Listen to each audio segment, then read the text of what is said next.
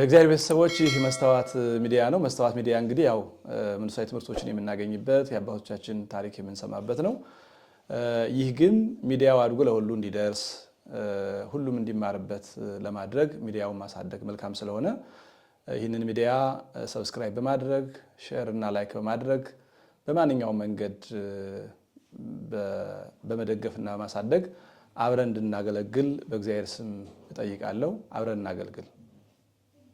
አይቴ ብሔራ ለጥበብ በስመ አብ ወወልድ ወመንፈስ ቅዱስ አሐዱ አምላክ አሜን። እግዚአብሔር ቤተሰቦች በኃያሉ በልዑል እግዚአብሔር ስም እንደምንሰነበታችሁ አሜን። በምሕረቱ በቸርነቱ የሚጠብቀን እግዚአብሔር አምላካችን ስሙ የተመሰገነ ይሁን።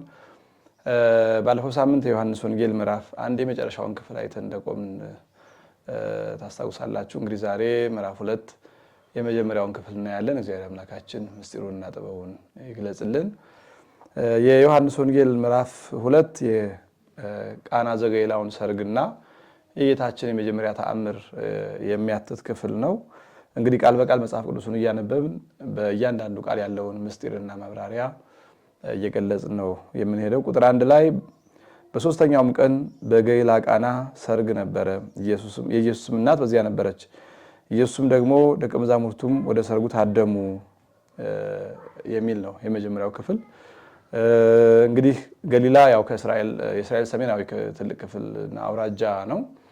ቃና በዚያ ውስጥ የምትገኝ አንዲት አነስተኛ ታሪካዊት መንደር ናት እና እንግዲህ በዛ ቦታ ሰርግ ተደርጎ ጌታችን ከገዳመ ቆሮንቶስ መዋዕለ ጾሙን ፈጽሞ ከገዳመ ቆሮንቶስ ከወጣ ከ3 ቀን በኋላ መዋዕለ ጾሙ ቅዳሜ አልቆ እሁድ ተመልሶ ገብቷል። እሁድ፣ ሰኞ፣ ማክሰኞ እንግዲህ ማክሰኞ ነው ሰርጉ የሆነው። በዚህ ሰርግ ላይ እመቤታችን ተገኝታለች፣ ቤተ ዘመድ ስለነበረች። እንዲሁም ደግሞ እናትን ጠርቶ ልጅን መተው ተገቢ ስላልሆነ ጌታችንም ተጠርቷል። መምህርን ጠርቶ ደቀ መዛሙርቱን መተው ስርዓት ስላልሆነ ያን ጊዜ የተሰበሰቡ ደቀ መዛሙርቱም በሰርጉ ታድመው ተገኝተዋል። ቅዱስ ዮሐንስ አፈወርቅ ወደ ሰርግ የጠሩት አምላክነቱን አውቀው አይደለም፣ እንደማንኛውም ሰው እንደጠሩት የሚታወቀው በወንጌላዊ አጻጻፍ ነው ይልና የኢየሱስ እናት በዚያ ነበረች፣ ኢየሱስና ደቀ መዛሙርቱ ነበሩ ብሎ እኩል አድርጎ ይናገራል። ነገር ግን ለብቻ የሱን ጠቅሶ ከዛ በኋላ የነሱ እንደተከታይ ማድረግ ይችል ነበር። እንደዛ ያላደረገው ጠሪዎቹም ሲጠሩት የባህሪ አምላክነቱን አውቀው እንዲህ ያለ ተአምር ያደርግልና ብለው ሳይሆን እናቱም ቤታችን ቤተ ዘመድ ታዋቂ ሴቱና እንደተጠራች የሷን ልጅ መጥራታቸው ነው፣ ወይም እንደማንኛውም ማህበረሰብ በማህበራዊት መጥራታቸው ነው እንጂ የተለየ የባህሪ አምላክነቱን ተአምራቱን ተረድተው የጠሩት አይደለም። እንግዲህ ሰርግ ብዙ ምስጢር ያለው ነው በመጽሐፍ ቅዱስ።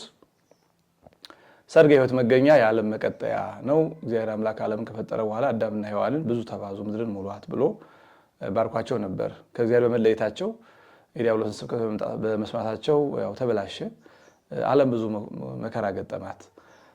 ስለዚህ እንደገና ተመልሶ መጥቶ በዚህ ዓለም ከጥምቀቱና ከጾሙ በኋላ የመጀመሪያውን ተአምር ያደረገው በሰርግ ቦታ ነው። ሰርግ 2 ነገር ስላለው ነው። የመጀመሪያው የሰው ልጅ ራሱን የሚተካበት ስለሆነ ጋብቻ ክቡር ስለሆነ፣ ኋላም ቅዱስ ጳውሎስ በሁሉም ዘንድ ጋብቻ ክቡር ነው ብሎ አስተምሯል። እሱም ጌታችን በተደጋጋሚ ስለ ጋብቻ አስተምሯልና ዓለም የሚቀጥልበት መስመር ስለሆነ ጋብቻ ክቡር ነገር ስለሆነ በዚያ ቦታ ተገኝቶ ታምራት ለማድረግ። ሌላኛው ደግሞ ጋብቻ የስጋዌው የክርስቶስና የቤተክርስቲያን ምሳሌ እና ምስጢር ስለሆነ ያንን ምስጢሩን ለመግለጽም በሰርግ ቦታ ተገኝቷል። ጌታችን በትህትና ነው የተገኘው። እንደማንኛውም ሰው ገብቶ የተቀመጠው የተለየ ክብር ቦታ እኔ እንዲህ ስለሆንኩ ብሎ ማንም ሰው አያውቅም። ያ ሁሉ ሰው ብዙ ጊዜ በዚህ ዓለም ልማድ ሰው የራሱን ክብር ለማሳወቅ ጥረት ያደርጋል። በተለይ ስልጣኑ፣ ክብሩ፣ ችሎታው፣ ዝናው ካልታወቀለት እኔ ማለት እኮ እንዲህ ያለው ሰው ነኝ፣ እኔ እኮ ማለት እንዲህ ነኝ፣ እንዲህ ያለው ቦታ የሚገባኝ ነኝ ይላል። ብዙ ሰው በተሰበሰበበት ቦታ ሲገኝ ፕሮፋይሉን ገልጾ አሳውቆ ነው። ጌታችን የባህሪ አምላክ ፍጹም ሰው ፍጹም አምላክ ሲሆን እንደ ማንኛውም ሰው ዝቅ ብሎ በትህትና ከማህበረሰቡ ጋር ነው መጥቶ የተቀመጠው። እንግዲህ እንዲሁ ሆኖ ሳለ ነገሩን ልዩ የሚያደርገውና በመጽሐፍ ቅዱስ እንዲዘገብ ያደረገው በዛ ቁጥር 3 ላይ የወይን ጠጅም ባለቀ ጊዜ የኢየሱስ እናት የወይን ጠጅ እኮ የላቸውም አለችው ይላል። በመካከል ሰዎቹ የጠሩት ሰው ተስተናግዶ ሳያልቅ የአዘጋጁ የወይን ጠጅ አለቀ እና ይህንን ጭንቀታቸውን አይታ እመቤታችን ወደ ጌታችን መጣ የወይን ጠጅ እኮ የላቸውም ልጄ ብላ አቅርባለች። ያን ጊዜ ጌታችን የመለሰላት መልስ አለ። ኢየሱስም አንቺ ሴት ካንቺ ጋር ምን አለኝ ጊዜ ገና አልደረሰም አላት ይላል። ሁለቱ አረፍተ ነገሮች ብዙ ምስጢር ያላቸው ናቸው። የመጀመሪያው አንቺ ሴት ካንቺ ጋር ምን አለኝ የሚለው ነው። ሁለተኛው ደግሞ ጊዜ ገና አልደረሰም የሚለው ነው። የመጀመሪያው አንቺ ሴት ካንቺ ጋር ምን አለኝ የሚለው ጌታችን መድኃኒታችን ኢየሱስ ክርስቶስ ለእመቤታችን እየገለጸላት ያለው ወደፊት የሚላትን ነው። ጊዜ ገና አልደረሰም ከሚለው ጋር የሚሰናሰል ነገር ነው። ወይ የዋሃን እንደሚሉት ለእመቤታችን ሐሳቧን ለመቃወም ወይም ለመግፋት ወዲህም ደግሞ ጭራሽ እንኳን ለአምላክ ለማንኛውም ተራ ሰው በማይገባ መንገድ እናቱን ዝቅ ለማድረግ ነው ብሎ ማሰብ ይሄ የመጨረሻው ጫፍ ያላዋቂነት ነው። እናትና አባትን አክብር ብሎ ሕግ የሰራ አምላክ በቸስ እናቱን ዝቅ አድርጎ ያያሉ ተብሎ አይገመትም፣ አይታሰብም። ቅዱስ ዮሐንስ አፈወርቅም እንዲህ ብሎ ማሰብ ከኛ ይራቅ ይላል። እንዲህ ብሎ ማሰብ ራሱ ከኛ ይራቅ። ሰራዬ ሕግ ጌታ ማንኛውም ሰው አክብሩ ብሎ ያዘዘ ጌታ የገዛ እናቱን ዝቅ አድርጎ ያያታል ብሎ ማሰብ ራሱ የነውር ነው። ነገር ግን ደግሞ አንደኛ አንቺ ሴት የሚለው ራሱ ውርደት አይደለም። ለመጽሐፍ ቅዱስ አገላለጽ ሴት የሚለው የመጀመሪያዋ ሔዋን የተጠራችበት ስጋሽ ከስጋዬ አጥንትሽ ከአጥንቴ ማለት ነው። እንግዲህ ጌታችን ፍጹም ተሰወን ገንዘብ ያደረገው ከእመቤታችን ነው። ስለዚህ ሴት የሚለው ነቀፋ ሳይሆን ስጋሽ ከስጋዬ አጥንትሽ ከአጥንቴ የሚል ትርጉም ይኖራል። ወዲህም ደግሞ ሴት ምትክ ማለት ነው። አዳምና ሔዋን አቤል ሙቶ ኋላ ወንድ ልጅ ሲወልዱ ሴት ብለውታል። ሴት ማለት የአቤል ምትክ ተክለ አቤል ማለት ነው እና እመቤታችን ደግሞ የሔዋን ምትክ ናት። ሴት ብሎ የጠራት በኦሪት ዘፍጥረት ምዕራፍ 3 ቁጥር 15 ላይ እግዚአብሔር አምላካችን አዳምና ሔዋን ዕፀ በለስን ሲበሉ አዳምና ሔዋንንም እባብንም በእባብ አድሮ ያለውን ሰይጣንንም ረግሟቸዋል እና እባብን ሲረግም ምንድነው ያለው? በሴቲቱና በአንተ በዘርህና በዘሯ መካከል ጠላትነትን አደርጋለሁ። በሴቲቱ ሔዋን ማለት ይችላል እግዚአብሔር የሔዋንን ስም አጥቶት አይደለም ሴት ብሎ የጠቀሰበት ሴቲቱ ብሎ ጠቀሰ። ዘሯ ያለውንም መጥራት አቅቶት አይደለም። ስም ከመጥራቱ ይልቅ ምስጢሩ የበለጠ ስለሚጎላ በዘርህና በዘሯ መካከል ጠላትነትን አድርጋለሁ፣ አንተ ሰኮናውን ትቀጠቅጣለህ፣ እሱ ራስን ይቀጠቅጣል ብሎ በእርግማን መልክ ትንቢት ተናግሯል እግዚአብሔር አምላካችን። ስለዚህ ሴት የተባለችው ለጊዜው ሔዋን ፍጻሜው እመቤታችን ናት። ዘር የተባለው ኢየሱስ ክርስቶስ ነው። በዚህኛው በኩል እየተረገመ ያለው በአንጻር ደግሞ ዲያብሎስ ነው። የሴቲቱ ዘር ኢየሱስ ክርስቶስ በዲያብሎስ አነሳሽነት እጁን እግሩን ተቸንክሮ ዲያብሎስን ደግሞ ቀጥቅጦ ያጠፋዋል። እግሩን ከተቸነከረ እግሩን ከተመታ ራሱን የተመታ ነው ጉዳት የሚደርስበት የሚሞተው። ክርስቶስ እግሩን ተቸነከረ፣ እባብ ዲያብሎስ ግን ራሱን ተመታ፣ እስከ መጨረሻው ድል ተነሳ ማለት ነው እና አሁን በመስቀል ላይ ድል የነሳው የዚያች ሴት ዘር ነው። ያቺ ሴት የተባለች የመጀመሪያዋ ሔዋን ፍጻሜዋ እመቤታችን መሆኗን ለመግለጽ አንቺ ሴት ያላት በኦሪት ዘፍጥረት የሴቲቱ ዘር ተብሎ የተገለጸች እሷ መሆኗን ለመጠቆም ለጉዳዩ ትኩረት ለመስጠት ቅዱስ ጳውሎስም ቀጠሮው ሲደርስ እግዚአብሔር ልጁን ላከ ከሴት ተወለደ ብሏል። ከሴት ተወለደ። አሁንም ቅዱስ ጳውሎስ የድንግል ማርያም ስም አጥቶት አይደለም። ኦሪት ዘፍጥረት ላይ ያለው ትንቢት ዲያብሎስን የሚቀጠቅጠው እባቡን የሚቀጠቅጠው የሴቲቱ ዘር ማን እንደሆነ ለመግለጽ እሷንም በስሟ አደናግሮ ከመጥራት ይልቅ ሴቲቱ በማለት መግለጽ ጥቅም ስላለው ነው እና ይሄ ሴት የሚለው ትልቅ ምስጢራዊ ፍቻ ያለው ነው እንጂ ዛሬ እንደ ማህበረሰቡ እንደሚያስበው ወይም ደግሞ ፌሚኒዝሞች እንደሚሉት ሴቶች ዝቅ አድርጎ ከማየት አንዳንድ አላዋቂ ሴቶችን ልጅ ሲያጠፋ የሴት ልጅ ብሎ መንቀፍ እና ብዙ ምሳሌዎች አሉ ሴቶችን ዝቅ አድርገው የሚገልጹ። ይሄ ካላዋቂዎች የመጣ ነው እንጂ በክርስትና ብእሲ ወአንስት አሐዱ አካል እሙንቱ በክርስቶስ ነው። ሴትም ወንድ በክርስቶስ አንድ አካል ናቸው፣ አንድ መንግሥተ ሰማያትን ይወርሳሉ፣ ልዩነት የለምና አንቺ ሴት የሚለውን ሲሰማ ሰው አንቺ ሴት ማለት በቃ እንደ ስድብ ይቆጥረዋል። ሴትነት እኮ ክብር፣ በእግዚአብሔር ዘንድ ሴት ወንድ ብሎ መለያየት የለም። በቃ ሰው ነው። ሰው በአምሳለ እግዚአብሔር ተፈጥሯል። ወንድ ሴት አይደለም፣ ሰው በአምሳለ እግዚአብሔር ተፈጥሯል። እና ሴት የሚለውም ልዩ የሆነ የነቀፋ ስም ሳይሆን የክብር ስም ነው። የክብር ስም ነው። ምትክነትን አንድ አካል አንድ ስጋ መሆኑን የሚያመለክት ነው። ከአንቺ ጋር ምን አለኝ የሚለው ብዙ ምስጢር አለው። የመጀመሪያው ያው አባቶቻችን በትርጓሜ እንዳስቀመጡት ውሃውን የወይን ጠጅ አድርግልኝ ብትይኝ እኔ ከአንቺ ጋር ምን ጸብ አለኝ? ይህን አላደርግም እልሽ ዘንድ ላደርግ መጥቻለሁ እንጂ አላደርግም እልሽ ዘንድ እኔ ከአንቺ ጋር ምን ጸብ አለኝ የሚል ምስጢር አለው። እንደዚህ ያለ ብዙ ቦታ በመጽሐፍ ቅዱስ እናገኛለን። ከአንተ ጋር ምን አለኝ፣ ከእናንተ ጋር ምን አለኝ እየተባሉ የተጠቀሱ ምስጢራቸው ግን ከእናንተ ጋር ምን ጸብ አለኝ ለማለት ተፈልጎ ተደጋግመው የተነገሩ በመጻሕፍተ ነገሥትም በወንጌልም አጋንንትም ጌታችን ሊያወጣቸው ሲሄድ ቅዱስ የእግዚአብሔር ልጅ አንተ እንደሆንክ እናውቃለን፣ ከአንተ ጋር ምን አለን አሉት ይላል። ምን አለን ማለት ምን ጸብ አለን ነው። ልታጠፋን መጣህን አሉት ይላልና ከአንቺ ጋር ምን አለኝ የሚለው አንደኛው የምትይኝን ላላደርግ ሰው አልሆንኩ፣ ሰው የሆንኩ የምትይኝን ላደርግ ነውና ከአንቺ ጋር ይህን ላለማድረግ ምን ጸብ አለኝ የሚል ፍቺ አለው። በሌላ መንገድ ደግሞ በአምላክነቱ ፍጹም ሰው እንደሆነ ሁሉ ፍጹም አምላክ ነው። በአምላክነቱ ተአዝዞ አገብሮ እንደሌለበትም ያስረዳል። ያ ማለት ምንድነው? እመቤታችን ድንግል ማርያም ልጇ ወዳጇ ነው፣ ደግሞ አምላኳ ነው። ልጇ ነው፣ ፈጣሪዋ ነው። ስለዚህ እንደ ልጅነቱ ታዘዋለች፣ እንደ ፈጣሪነቱ ደግሞ ትታዘዘዋለች። በጽንሰቱም ጊዜ መልአኩ ገብርኤል ሲያበስራት ነይ ዓመተ እግዚአብሔር ነው ያለችው። የእግዚአብሔር ባሪያው አለሁኝ እንደ ቃሌ ይሁንልኝ ነው ያለችው። ስለዚህ እንደ ሰውነቱ ልጇ ነው፣ ይታዘዛታል። በሉቃስ ምዕራፍ 2 ላይ ምዕራፍ 2 ቁጥር 52 ላይ እንደምናገኘው ይታዘዝላቸው ነበር ይላል። ለእናቱ ለእመቤታችን ለአሳዳጊው ለዮሴፍ ይታዘዝላቸው ነበር ይላል። እየታዘዘ በቅንነት ነው ያደገው። ወዲህም ደግሞ እንደ አምላክነቱ ደግሞ አዛዥ ነው። ስለዚህ በአምላክነቱ አገብሮ ተአዝዞ እንደሌለበት የሚያጠይቅ ነው። መናፍቃኑ ወደ ኢትዮጵያ ገባ ባሉበት ጊዜ በጣም ጀማሪ መናፍቃን ብዙ ይጠቅሷት ነበረ። አሁን ግን እየቆዩ ከእኛም በኩል ተደጋጋሚ መልስ ሲሰጥ ራሳቸውን የሚያዋርድ እንደሆነ ሲያውቁ ትተውታል። አሁን እንጂ በ80ዎቹ እና ከዛ ቀደም ብሎ ማንኛውም ቤት ተነስቶ ኢየሱስ እኮ እንዲህ ብሏታል። እንግዲህ ሐሳባቸው ኢየሱስ ክርስቶስ ድንግል ማርያምን ነቅፏታል ለማለት ነው። ክብር ይግባውና አሁን እነሱ የእሷን ክብር ለማዋረድ አስበው ነው። ግን ይሄ የሚያዋርደው እሷን ሳይሆን እሱን ነው። እገሌን ሰደበው ማለት ውርደቱ የተሰዳቢው ሳይሆን የተሳዳቢው ነው።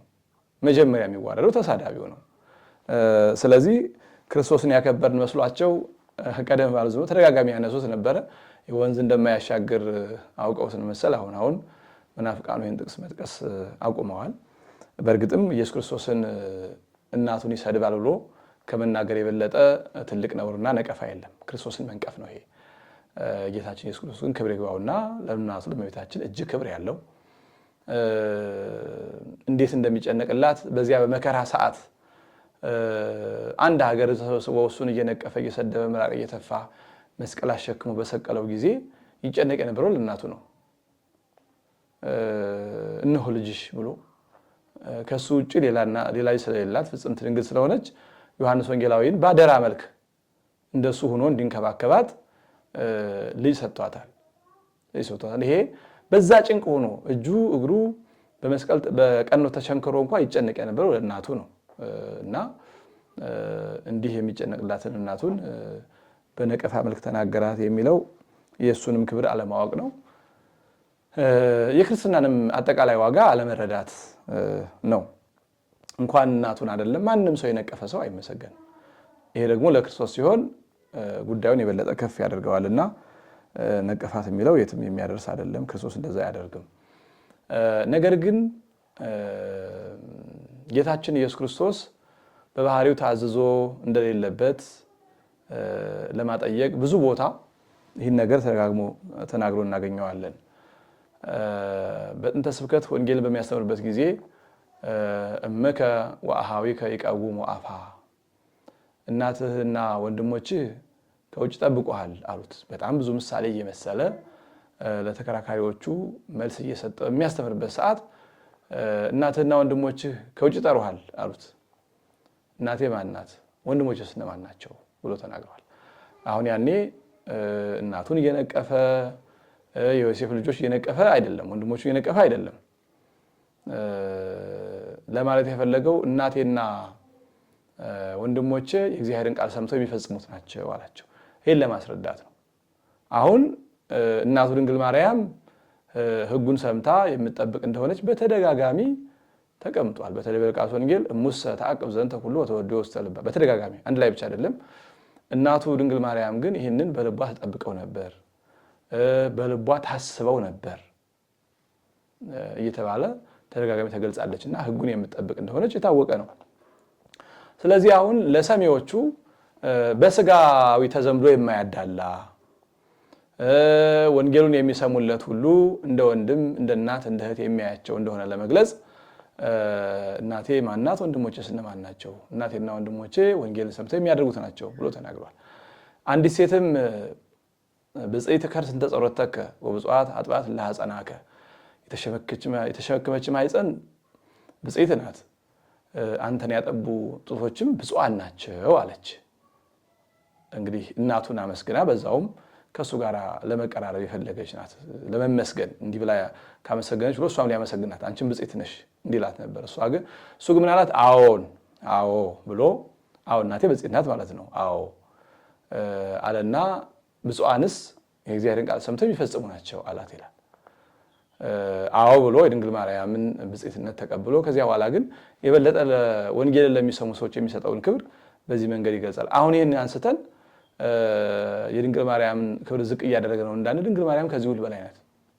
ወንጌልን በመስማትም በንጽህና በድንግልና በእናትነትም እና አላዋቂዎች እንደዛ ስለሚያዩት ነው እንጂ በዚህ መጠንም የተለየ ማብራሪያ የሚጠይቅ አልነበረም። ኢየሱስ ክርስቶስን የሚያህል የባሕርይ አምላክ እናቱን ነቅፏታል ብሎ መናገር ያመጣቸው በጎ ነገር ነው። ይዛ የመጣቸው የሰዎች ጭንቀት የግል ጉዳዩን አላመጣችም። የሚያስነቅፍ አይደለም።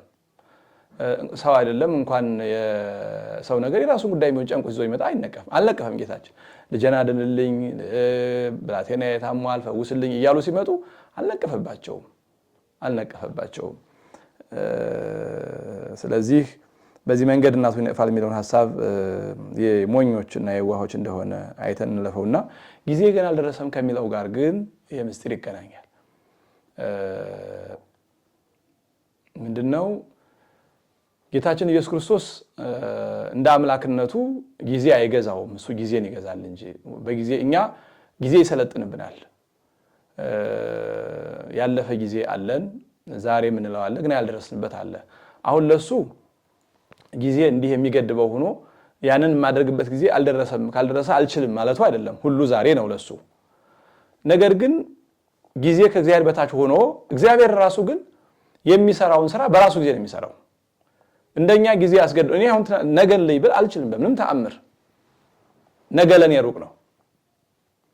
እግዚአብሔር ደግሞ ነገ የሚያደርገውን ዛሬ የማያደርግበት ዋና ምክንያት ነገን ዛሬ ስለማይደርስበት ወይም ስለማያውቀው ሳይሆን ለነገ ብሎ ያቀደውን ነገ ስለሚያደርግ ነው፣ አቅዶ ስለሚሰራ። እግዚአብሔር ጊዜ አለው። የነግሁን ቀትር ወይም የቀትሩን ነግ የስድስት ሰዓቱን ቀትር ላይ 9 ሰዓቱን 6 ሰዓት ላይ አያደርገውም። ስራውን የሚሰራበት ዕለተ ኃይል ዕለተ ሰዓተ ኃይል ዕለተ ተአምር አለውና ያ የእሱ ጊዜ ስላልደረሰ ነው እንጂ ጊዜያት ገድበውት አሁን እኛ ነገ ከነገ ወዲያ የሚሆነውን አናውቅም። ነገ ከነገ ወዲያ የሚሆነውን ዛሬ ማድረግ አንችልም። እንደዛ ማለት አይደለም። እና ጊዜ ገና አልደረሰም የሚለው አንደኛው ይሄ ነው። ጊዜውን የሚሰራበት ጊዜ እንዳለው መለኮታዊ ጊዜ። ሌላኛው ደግሞ አሁን ጥያቄ ያቀረበችው ድንግል ማርያም ናት። ሰዎቹ ራሳቸው ማቅረብ አለባቸው ጥያቄውን፣ ችግራቸውን ማመን አለባቸው። ቅዱስ ዮሐንስ አፈወርቅ ይህን በምሳሌ ሲገልጸው አንድ ህመምተኛ ታሞ ሳለ ሐኪሙ ሲመጣ ስለ ህመምተኛው ወይ የህመምተኛው ዘመዶች ወይ ራሱ ህመምተኛው ምንም ሳይገልጽ የሐኪሙ እናት እና የሐኪሙ ቤተሰቦች ለብቻው አድርገው እንዲያርግለት ብለው ቢገልጹ ምን ሊደረግለት እንደሆነ ማያውቅም፣ አይረካም፣ ደስተኛም አይሆንም። ምክንያቱም እሱ ጭንቀቱ መናገር አለ። እንዲህ አይነት ነገር ይሰማኛል ይሄንን አድርግልኝ ማለት አለበት እና ጊዜ ገና አልደረሰም ያላት ሰዎቹ ችግራቸውን ማስረዳት አለባቸው። ጠያቂ መሆን ያለባት እሷ ብቻ አይደለችም እና እነሱ ራሳቸው የወይን ጠጅ ማለቁን ማወቅ ሌላውም ሰው ማወቅ አለበት። በቃ የሚጠጣ አሁን ተአምራቱ በሚገባ እንዲረዳና እንዲታወቅ እዛ ቤት ያለው ሰው የሚጠጣ ነገር እንደጠፋ ከጋኑ ያለው እንዳለቀ ከየብርጭቆ ያለው ማለቅ አለበት። በትክክል እንዳለቀ ተአምራቱ እንዲረዳ። ምክንያቱም የክርስቶስ ተአምራት ዋና ዓላማው ህዝብ ለመጥቀም ነው፣ ሰማያንን ለመጥቀም ነው። የሱን ክብር ለመግለጽ ወይም ለማሳወቅ እሱ የታወቀ ነው። እነሱ አወቁ አላወቁ እሱ የባህሪ አምላክ ነው። ግን ማመን ያለባቸው መስማት ያለባቸው አካላት አሉ። ደግሞ እነሱ በሚችሉት ነገር ነው የሚሰሙት። ገና ጋኑ ላይ ያለውም ወይን ሳይንጠፈጠፍ በየሰው እጅ ወይን እያለ ቢያደርገው አበረከተው ነው እንጂ ውሃውን ወይን ጠጅ አደረገው አይባልም። ስለዚህ ሁሉም ውጥጥ ብሎ እስከሚያልቅ ድረስ ነው ጊዜ ገና አልደረሰም የሚለው ምስጢር እሱን ያመለክታል። በሌላ መንገድ ያው ጌታችን ስለ ምስጢር ይናገራልና ስጋዬን ቆርሼ ደሜን አፍስሼ እውነተኛ መብል እውነተኛ መጠጥ አድርጌ የምሰጥበት ጊዜ አልደረሰም ይላል። የሚሰቀልበት ጊዜ ገና መሆኑን ለማመለከት ነው። ከዛ በኋላ እመቤታችን ተመልሳ አይ በቃ ዞር በይ አለኝ አላለችም። ስላልነቀፋ ነቀፋም ቢሆን ኑሮ ካንቺ ጋር ምን አለኝ ሚለው እኛ በመናቀው አሁን ካንተ ጋር ምን አለኝ ተብሎ ካንተ ጋር ጉዳይ የለኝም ዞር በል አይነት ነገር ቢሆን ኖሮ አይ ነገሬው ነበር እንግዲህ ያልተሳካልኝ ደግሞ እናንተ ሞክሩ ወይ ደግሞ እንደዛ ነበር የምትለው። አንቺ ሴት ካንቺ ጋር ምን አለኝ በሚለው ቋንቋ ውስጥ እናትና ልጅ ተግባብተዋል። ስለዚህ ተመልሳ ድንግጥ ብላ አይደለም የተቀመጠችው ወይም እናንተ ጠይቁ አላለቻቸውም። ብላቴኖቹን ጠርታ ኩሎ ዘይቤለክሙ ግበሩ አለቻቸው። የሚላችሁን ሁሉ አድርጉ አለቻቸው። በቃ የሚላቸው ነገር እንዳለ ድንግል ማርያምና ልጇ በምስጢር ተግባብተዋል። የሚላቸው ነገር አለ ማለት ነው። ስለዚህ ሄዳ የሚላችሁን ሁሉ አድርጉ አለቻቸው። ይሄ የሚላችሁን ሁሉ አድርጉ የሚለው በጣም ብዙ ምስጢር አለው። የመጀመሪያው ጉዳይ ቀጣይ ሌላቸው የሚገባውን ነገር ቀድማ አውቃለች እሷ። አንዱ እሱ ነው። ሌላኛው አብ በደመና ሆኖ ዝንቱ ተወልደ ዘአፈቅር ወሎቱ ስምዎ የምወልደው ልጄ ይህ ነው የሚላችሁን ስሙት ብሎ የባህሪ አባቱ አብ እንደተናገረ ድንግል እመቤታችንም በአብ አንጻር በስጋ እናቱ ናትና የሚላችሁን ሁሉ አድርጉ አለች። ኋላም በደብረ ታቦር አብ በደመና ሆኖ መጥቶ የሚላችሁን ሁሉ ስሙት ብሎ የሚናገር ስለሆነ እሷም ደግሞ በስጋ እናቱ ናትና የሚላችሁን ሁሉ አድርጉ ያለቻቸው በአብ አንጻር በስጋ እናቱ መሆኗን የበለጠ የሚገልጽ ነው። አይሁድም እንደሚያደርጉት የማንጻት ልማድ 6 የድንጋይ ጋኖች በዚያ ተቀምጠው ነበር። እያንዳንዳቸውም 2 ወይም 3 እንስራ ይይዙ ነበር ይላል። እንግዲህ አይሁድ ያው ከፋሲካው ወይም መስዋዕት ከሚያቀርቡበት በዓል ከሚያደርጉበት ቀን በፊት በዓል አንጽሖ ሰዎች ከምንጭ ውሃ ገብተው በዓል አንጽሖ ያደርጋሉ። ነገር ግን ያ አካባቢ ለእንዲህ ያለ የሚመች ብዙ ወንዝና ምንጭ ያለው አካባቢ ስላልሆነ የድንጋይ ጋኖችን አዘጋጅተው የምንጭ ውሃ ከርቀት አምጥተው በነዛ ውሃ ሞልተው ያስቀምጣሉ። ሰው ከነዛ እየገባ በዓል አንጽሖ ያደርጋል። እነዚህ ጋኖች እንደዛ የሚደረግባቸው ናቸው። ብዙ ሰው የሚገምተው ጋኖቹ ወይን የተጠመቀባቸው ይመስላል። እንደሱ አይደለም። ውሃ ለዋህዬ የሚለው ሌሎች ናቸው። እነዚህ ወይን የተጠመቀበት ያለቀው ጋን አይደለም። ጌታ በዛ ባለቀው ጋን አይደለም ውሃውን ወይን ጠጅ ያደረገው።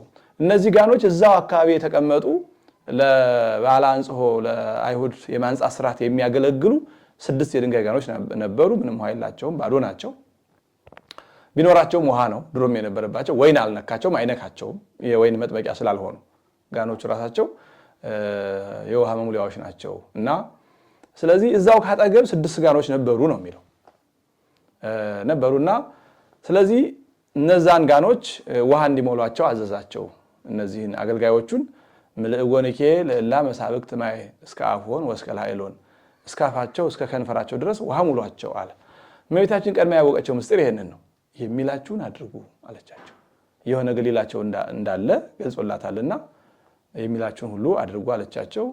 ስለዚህ ወዲያው ጌታችን ጋኖቹን ውሃ ሙሉ አላቸው። እነዛን ባዶ ጋኖች እነዛን ወይን የነበረበትን ሳይሆን ለበዓለ አንጽሖ አይሁድ ይጠቀሟቸው የነበሩ ከውሃ በቀር ወይን ነክቷቸው የማያውቁ 6 የድንጋይ ጋኖች መጠናቸውን 3 እንስራም 2 እንስራም ሊይዙ የሚችሉ እንደሆኑ ይገልጻቸዋልና እነዛን ሙሉ አላቸው። ስለዚህ እየቀዱ ውሃ ሞሉ። 6ቱም ጋኖች ከሞሉ በኋላ ሌላ ምንም ነገር አላደረገም። ተነስቶ ወደ ጋኖቹ ሂዶ እፍ ሲልባቸው አልታየም። በእጁ ሲባረክ አልታየም። ወይም ሌላ ነገር አልጨመረባቸውም። እጁንም አልጫነባቸውም። ባለበት በህሊናው በሐሳቡ አዘዛቸው። ወዲያውኑ ያ በ6ቱ ጋን ሁሉ የሞላው ውሃ የወይን ጠጅ ሆነ። እነዚህን ብላቴኖች ቀርታችሁ ወስዳችሁ ለአሳዳሪው ስጡት አላቸው። በሀገራቸው ልማድ ሰርጉን እንደ ዕለታዊ መሪ ሆኖ እንደ ሊቀ መንበር ሆኖ የሚያስተባብር አንድ ሰው ይመረጣል። ይሄ ሰው ቀድሞ አይጠጣም። በስነ ስርዓት የበላ የጠጣውን ያልበላ የበላውን የተበደለውን የተጠቀመውን ለመለየት በአግባቡ ሁሉም ነገር እንዲቀጥል ለማድረግ ቀድሞ አይጠጣም፣ ቀድሞ አይሰክርም። ተጠንቅቆ ለብቻው ወንበር ተቀምጦለት ሰርጉን የሚመራ ሰው ነውና ለዚያ ነው ስጡ ያለው። ምክንያቱም ሌላው ሰው አብዛኛው ቀድሞ ሲጠጣ የነበረ ነው፣ የሰከረም ይኖራል። ከልምድም አንፃር ወይን በትክክል መለየት የሚያውቅ ሰው ነው። አሁን ጠላም በእኛም ሀገር ጠላም ጠጅም ሲጠመቅ ቀምሶ በትክክል አይ ይሄ እንዲሁ ነው የሚለው ሙያ ያለው ሰው ነው እንጂ ማንም ዝም ኃላፊ አግዳሚ ይሄን ሊለየው አይችልም። ይሄ አሳዳሪ ለትልልቅ ሰዎች የሚቀርበውንና የማይቀርበውን ወይኑንም እንጀራውንም ወጡንም እየቀመሰ ይሄ ለትልልቅ ሰዎች ይሆናል አይሆንም የሚል ወሳኝ አካልና ትልቅ ልምድ ያለው ስለሆነ ጌታችን ልምድ ላለው ሰው ነው የሰጠው። ልምድ ላለው ሰው ነው። ምክንያቱም ሌሎቹ የሰከሩም አሉ የማያውቁም ይኖራሉ። ለነሱ መስጠት ጥቅም የለውም። ስለዚህ በዚያ ላይ ደግሞ ሰርጉን የሚወክለው የአሳዳሪው ነው፣ ሊቀ ምርፋቅ ነው። የዚያ ሰርግ ዋና ኃላፊ በዚያ ቀን የሰርጉ ባለቤት እንደ ዋና ባለቤት አድርጎ በቃ ይሄን ሰርግ አስተዳድርልኝ ብሎ የሾመው ስለሆነ በሰዓቱ የሚመለከተውም ኃላፊ እሱ ነው። ስለዚህ ቀድታችሁ ወስዳችሁ ለአሳዳሪው ስጡት አላቸው ይላል። ቀድተው ወስደው ለአሳዳሪው ሰጡት። ሲሰጡት ከየት እንዳመጡት አላወቀም። እነዚህ ብላቴኖች ናቸው የሚያውቁት። ምክንያቱም ጋኑን ውሃ ሙሉ ብሏቸዋል፣ ሞልተዋል። ስለዚህ ቀድተው የሰጡት ከዚያ እንደሆነ ያውቃሉ እነሱ። ይሄ ግን ከየት እንዳመጡ አላወቀም እና ገምቶ የነበረው የሰርጉ ባለቤት መጀመሪያ ተራውን ወይን ሲያጠጣ ቆይቶ አሁን ዋናውን ወይን እንዳመጣ ነበር ያሰበው። ምክንያቱም መጀመሪያ ያለቀው ወይን ምንም ዋና ቢሆን ጌታችን በተአምራት ወደ ወይን ከቀየረው አንፃር ሲታይ ግን የመጀመሪያው እንደ መናኛ እንደ በታሃ ወይም ተራ ወይን ታየ። ስለዚህ ሙሽራውን ጠርቶ ኩሉ ሰብ ዘይሰኒ ወይን ያቀደም አስተዮ፣ ሰው ሁሉ በለመድነው ሕግ አስቀድሞ ዋናውን ጠጅ ያመጣል፣ ጠንካራውን ያጠጣል። ኋላ ግን ሁሉም ሰው ከጠጡ ከሰከሩ በኋላ ወይም ድረ ሰክሩ ያሰቲ ዘይት ይሃት፣ ሁሉም ሰው ከሰከሩ በኋላ ግን ተራውን ከፈለጉ ይጠጡታል፣ ካልፈለጉ ይተውታል። መጀመሪያ ያኛውን ስለጠጡ ብሎ ተራውን ያመጣል። አንተ ግን የሚበልጠውን ዋናውን የወይን ጠጅ እስካሁን አቆየህ። ዘይሴኒ ወይን አቀብከ ወአስተዳሃርከ እስከ ይዜ፣ እስካሁን ዋናውን ጠንካራውን የወይን ጠጅ እስካሁን አቆየህ፣ እስካሁን ተራውን ስታጣን ቆየህ፣ አሁን ዋናውን አመጣህ ብሎ አደነቀው። እንግዲህ ጌታችን በተአምራት የሰጣቸው ወይን ጠጅ ያን ያህል ጊዜ የሰርጉ ባለቤቶች ሲጨነቁበት ሲደክሙበት ከከረሙት ምን ያህል እንደሚበልጥ ለማጠየቅ የእነሱን ዋና ቅራሪ ብሎ የጌታችን ደግሞ ጠንካራ። ስለዚህ ያ ሊቀ ምርፋቁ ያደነቀው የጌታችን 5500 ዘመን ታግሶ ለዓለም የሰጠው አስደናቂ የማዳን ስራው ነው። ከዚያ በኋላ ወንጌላዊ ቁጥር 11 ላይ ኢየሱስም ይህንን የምልክቶች መጀመሪያ በገሊላ ቃና አደረገ፣ ክብሩንም ገለጠ፣ ደቀ መዛሙርቱም በእርሱ አመኑ ይላል። እዚህ ላይ ብዙ የመጽሐፍ ቅዱስ ምሁራን በተለያየ መንገድ ይተረጉማሉ። ሊቁ ዮሐንስ አፈወርቅ ክርስቶስ ከዚህ በፊት ምንም አይነት ተአምር አላደረገም፣ ይሄ የታምራቱ መጀመሪያ ነው። እንደዚያ ተደርጎ ቢሆን እንደውም አሁን ባልተደነቀ ነበር። ምክንያቱም በተለይ በልጅነቱ በሕፃንነቱ ልጅ እያለ ብዙ ታምራት አድርጎ ቢሆን ኖሮ እስከዛሬ ድረስ በጣም በርካታ ተከታዮች ይኖሩት ነበርና አሁን በዚህ ሰዓትም ተከታዮቹ እነዚህ ብቻ አይሆኑም ነበር፣ ጥቂቶች አይሆኑም ነበር። ስለዚህ የታምራት መጀመሪያው ነው በሚል ይገልጻል። ሌሎች ደግሞ መጀመሪያነቱ ለቦታው ነው የሚል ሐሳብ ያነሳሉ። በተአምረ ኢየሱስ በሕፃንነቱ ያደረጋቸው አንዳንድ ተአምራት ስለተጠቀሱ እነዛን ጠቅሰው የዚህ መጀመሪያነቱ ለቦታው ነው የሚሉ ሊቃውንት አሉ። ቅዱስ ዮሐንስ አፈወርቅና መሰሎቹ ግን አይ ይሄ ተአምር ለክርስቶስ የመጀመሪያው ተአምር ነው፣ ከዛ በፊት ምንም ተአምር አላደረገም። ይህም ሊታወቅ ዮሐንስ ሊያስተምር ሲመጣ ዳይሙ ከመ ያእምርዎ እስራኤል፣ እኔ አላውቀውም ነበር፣ ነገር ግን እስራኤል ያውቁት ዘንድ ላስተምርና በውሃ እያጠመኩ መጣሁ ይላል። ምክንያቱም ከዛ በፊት ተአምራት ስላላደረገ ማንም ሰው ስለማያውቀው ከመ ያእምርዎ እስራኤል፣ እስራኤል እንዲያውቁት ላስተምር መጣሁ ያለው ዮሐንስ መጥምቅ ከዛ በፊት ምንም ተአምር ስላላደረገ የሚያውቀው ስለሌለ ነው የሚለውን ወስዶ ዮሐንስ አፈወርቅ በዚህ መንገድ ይገልጻል። እንግዲህ ገሊላም ይህን ክብር አገኘች። ከዛ በፊት የማትታወቅ አነስተኛ መንደር ነው የነበረች። ገሊላውያንም የተናቁ ነበሩ በብዛት።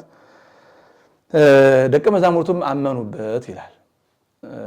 ያው ይሄ የፍጹማን እምነት አይደለም፣ ቢያንስ ለመከተል መቁረጣቸውን ታምራቱን እሱ እንዳደረገ ማየታቸውና ታምራቱ ምታት ሳይሆን ይሄ እውነት መሆኑን አምነዋል። ከዚያ ያለፈ ግን ፍጹም ሰው ፍጹም አምላክ መሆኑን ተረድተው የባህሪ አምላክ ቅድመ ዓለም የነበረ መሆኑን አውቀው ማለት አይደለም። እሱ ገና በጊዜ ሂደት መንፈስ ቅዱስ እስከሚቀበሉ ድረስ ልቡናቸው ይወጣል፣ ይወርዳል፣ ይወላወላሉ። እዚህ ላይ ግን መምህራቸው ሊሆን እንደሚገባ ሊከተሉት እንደሚገባ ያደረገው ተአምር በትክክል እውነተኛ ተአምር እንደሆነ በትክክል አውቀዋል። ጌታችንም ይህን ተአምር ያደረገው ለጊዜው የተገኘባቸውን ሰዎች ሰው ሰርግ ጠርቶ ሰው ሰብስቦ የሚበላው የሚጠጣው ሲያልቅ ጭንቅ ስለሆነ ለመርዳት ነው። ፍጻሜው ግን የመጣው ሊያስተምር ነውና የሰው ልጅ ደግሞ ትንሽ ምልክት ካላየ ስለማይከተል ይህን ምልክቱን መሳቢያ አድርጎ ከዚያ በኋላ ወደ ትምህርቱ ሊወስዳቸው ነው። ምልክት የቤተክርስቲያን ዋና ዓላማ አይደለም፣ የክርስቶስም ዋና ዓላማ አይደለም ምልክት።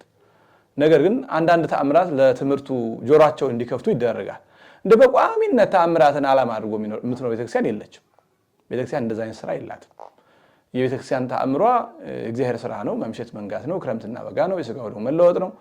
ይሄ ቋሚ ተአምር ነው። ከዚያ ውጭ ግን ሁሌ አዳዲስ ተአምር አይጠበቅም። ብዙዎች እንደዛ ይጠብቃሉ። ይሄ ግን ተገቢ አይደለም እና ጌታችን አልፎ አልፎ የሚያደርጋቸው ተአምራት ለመሳብ ያህል ነው። ለዛም ነው መጻጉዕን አድኖ ያን ሁሉ ድውይ ትቶ የሄደው በቃ ለማስተማር በቂ ነው። የመጣው ከተማዋን ኢየሩሳሌምን እስራኤልን በተአምራት ለማጥለቅለቅ አይደለም።